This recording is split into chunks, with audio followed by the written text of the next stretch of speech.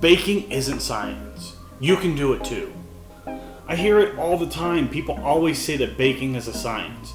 And while I don't disagree that there are some things in baking that are very difficult, and it takes a skilled craftsman to make something really great, that doesn't mean that a home baker can't make something equally as awesome. So in this video, I want to show you exactly how we're going to do that. I'm going to give you a recipe that you can follow and some tools and techniques that you can use. So follow along with me and bake an awesome loaf of bread. So what makes a great quality bread? It comes down to three things: looks, taste, and texture. But how do we do that? For this loaf of bread, we're going to be making an enriched loaf, and that means we're going to add fat to our bread recipe. We're going to do that in a couple different ways. We're going to add milk and cream along with butter and eggs.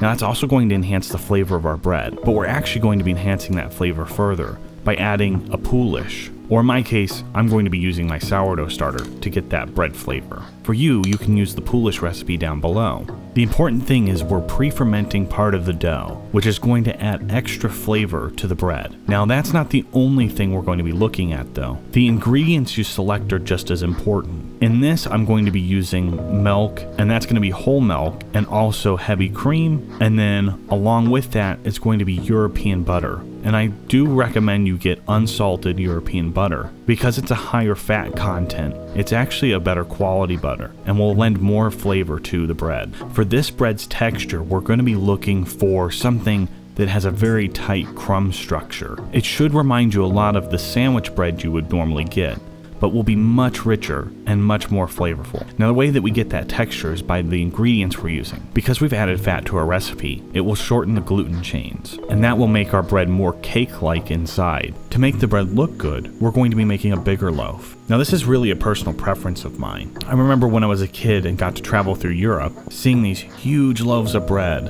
and it always left a very big impact on me. And we're also going to be braiding the loaf. And I'll show you my favorite 4-strand braid. Now I make this bread about once every other month or so, but I usually bake it in a really big loaf tin. For you guys though, I don't want you to have to go out and buy one of those, unless you really want to. So instead for this recipe, we're going to be baking it just on a stone, but we're going to steam our oven, and that's going to give us the crust that we want. Finally, to get that beautiful loaf of bread, we're going to be doing an egg wash, and I'll show you my favorite egg wash for this type of bread. So to start this recipe, we're going to be taking our pre-fermented dough, and we're going to add it to our mixer bowl.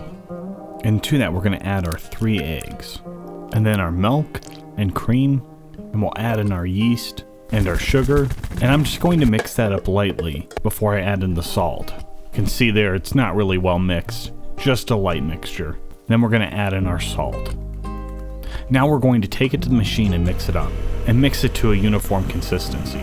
And we're going to measure out almost all our flour first, but we're going to leave about 112 grams back, and we'll use that once we add the butter in later. And now back over to the machine, and we'll slowly add the flour into the mixture, just bit by bit, and finally you'll see it all come together once you've incorporated that first batch of flour. Now we're going to remove the paddle and the bowl from the mixer, and that's because our dough needs to rest a little bit. That's going to help it create a little bit more gluten. So we're going to remove our bowl from the mixer, and then scrape the dough off the paddle. We're going to take a damp towel and place it over the top of the bowl, and we're going to let that rest for about 10 minutes. And while that's resting, we're going to measure out the rest of our flour, and we're going to get our butter ready as well. After 10 minutes, we're going to put it back on the machine, and this time we're going to be using a dough hook. And while we need it, we're going to add in that soft, room temperature butter.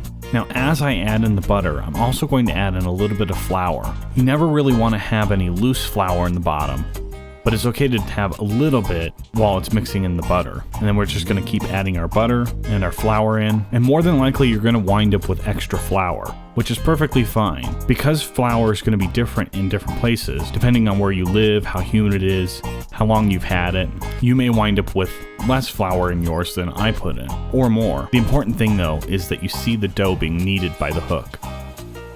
And if it seems to bind up some, add a little bit of flour. Now your dough may wind up climbing up the hook, and in that case it's best to just take the hook off and then scrape it down. And you may need to do this a couple times. Once all your butter is included, you want to finish kneading your dough. We're going to be looking to get to a stage where it's almost a window pane, but not quite. And sometimes this takes a little bit of time. For me, I think it was about 15 minutes or so. If your dough falls apart too easily, it doesn't have enough gluten yet, so keep on mixing it. Now once it starts to stick together better, just tear a piece off and then see if you can pretty much make a window pane. You'll see there's a little bit of a hole that comes through, and that's actually perfectly okay. Now gluten actually will develop further by just letting it sit, but we don't need a ton of gluten built up in this bread anyways. So now we're going to take it out of the mixer. I'm just gonna knead it into a ball and cover it with a towel and let it ferment for 1.5 hours to 2 hours. Once it's done fermenting, we'll take it out of the bowl, we're gonna weigh it, and we're gonna divide it into 4 equal parts and shape each one of those into a ball. Once you have them in a ball, we're gonna pat them flat, we're gonna roll them into a strand about 15 inches long. And once we've done that with all 4 strands, we're gonna connect them all together at one end. Now here's for the braiding part. It's really simple to braid this bread. All you do is you take your right strand, you put it over your left strand, then you take your next right strand, and you put it over the left strand. Then you take those 2 strands that are now in the middle, and you cross them, with the left one going over the right. And then you start over. Right over left, and then the left over right in the center. Again, right over left, and left over the right in the center. And you just keep going until you've finished the entire loaf. Make sure to pinch your ends, straighten it out, and now we're going to cover it and leave it to proof for 45 minutes. In this case, I put it on parchment, but actually I would say you really don't need the parchment. You should be able to just move it straight into the oven by hand. Just want to be careful once you've egg washed it. Now we're going to make our egg wash. I take 1 egg yolk and I add a tablespoon of heavy cream to it, and then just whip it all together. About halfway through your proving, you should get your oven ready. So set it to 350 degrees and make sure you've got a baking sheet that you don't care much about in there, because we're going to be using that to steam the oven. Oh, and don't forget your baking stone. So once it's done proving, we're going to remove the towel and brush the egg wash all over the loaf. And it should take almost all the egg wash. Just before you're ready, you're going to add hot water to your sheet pan and then put it back in the oven. Give it about a minute, then get your loaf ready and add it to the oven. And you'll want to take a spray bottle full of water and spray the back of your oven with it. Let it bake for 45 minutes and then remove it from the oven. And the bread should sound hollow when you tap on it. So now you know my tips and tricks, and I want to encourage you to go out there and try and bake a loaf of bread yourself. If you fail, then you've only learned something from the process, and that's how you'll wind up getting better. I want to thank everyone that subscribed. It means a whole lot to me that you want to see more videos from me.